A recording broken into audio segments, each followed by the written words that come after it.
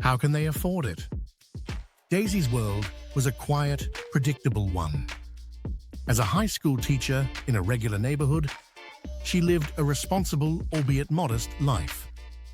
Yet, a silent, corrosive envy gnawed at her. Her colleagues, a clique of 5 she privately referred to as the glamorous girls, seemed to live a life of endless luxury.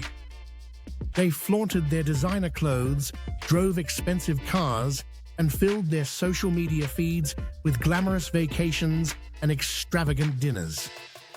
Their hushed gossip about other people, those with old cars and repetitive outfits, made it clear that Daisy was on the outside looking in.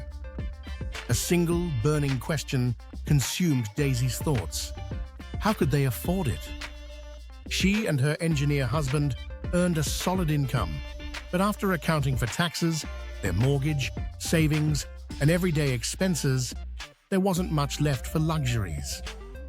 The numbers didn't add up, and the disparity filled her with a despair so deep it sometimes brought her to tears. She even felt a fleeting temptation to abandon her family's careful budget just for a taste of the high life she saw them enjoying. But a sense of guilt always held her back. She knew her approach was the right one, even if it felt painfully unfair. Then, in a single jaw-dropping week, Daisy's lesson arrived. The glamorous club came crashing down, revealing the shaky foundations of their lavish lives. The illusion of a perfect life, so carefully constructed by the glamorous girls, came crashing down with a series of dramatic revelations that exposed the shaky foundations of their extravagant lifestyles. What appeared to be success was, in reality, a house of cards built on debt, deceit, and desperation. The week of reckoning. The first crack in the facade appeared with Sophia. Her expensive car and designer wardrobe weren't symbols of wealth, but of crippling debt. It turned out that she had accumulated so much debt that it would take years of a humble life to pay it off. She was forced to sell her most prized possessions, a public and humiliating dismantling of the life she had so proudly showcased. Next came the disappearance of Delilah. Known as the group's self-proclaimed diva, she suddenly stopped coming to school. It turned out that her lavish lifestyle, fueled by private boat parties and extravagant outings, was funded by her husband's shady business dealings. When the law began to close in, they fled in the dead of night, their glamorous life vanishing as quickly as it had been built.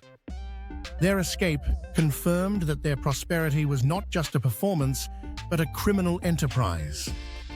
The downfall of Linda, the constant traveler, was equally shocking. She was apprehended at the airport after her husband fled the country. He had been secretly embezzling money from his firm, using the stolen funds to fund their endless vacations and luxurious trips. Linda, seemingly the beneficiary of a life of leisure, was left to face the consequences alone, her life of adventure revealed as a product of greed and betrayal. Then there was Gabriella, the digital influencer who seemed to have it all. Her carefully curated social media feeds, filled with exotic locations and high-fashion outfits, were not a reflection of her reality, but a calculated illusion. She had spent her family's entire savings to create a fake online persona, desperately chasing fame and fortune that never materialized. She was left with nothing but regret, realizing that likes and online validation couldn't pay for a secure future. Finally, Candice, the single mother who had always seemed to afford designer brands effortlessly, was exposed in a most pathetic light. Security caught her shoplifting.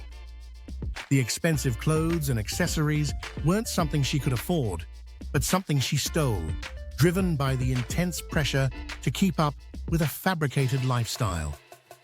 Her desperate act was a powerful final lesson. proving that the desire to impress others could lead a person to do something as foolish and self-destructive as theft. In the end, the Glamorous Club wasn't a group of successful women, but a collection of cautionary tales. They taught Daisy that the most dangerous form of poverty is not financial, but a poverty of character. The collapse of the Glamorous Club was a brutal but invaluable lesson for Daisy. She realized that the perfect lives she envied were just a carefully constructed illusion. Each woman had sacrificed security, integrity, and peace of mind for temporary social validation and a false sense of success. Daisy came to understand that true wealth isn't measured in designer bags or exotic trips, but in stability, honesty, and a clear conscience. As she reflected on the chaos, she finally understood her husband's simple wisdom. Happiness comes from within, it's not on display. What do you think? Share your thoughts in the comments section below. Subscribe for more. Yours, the Counselor, SFTG.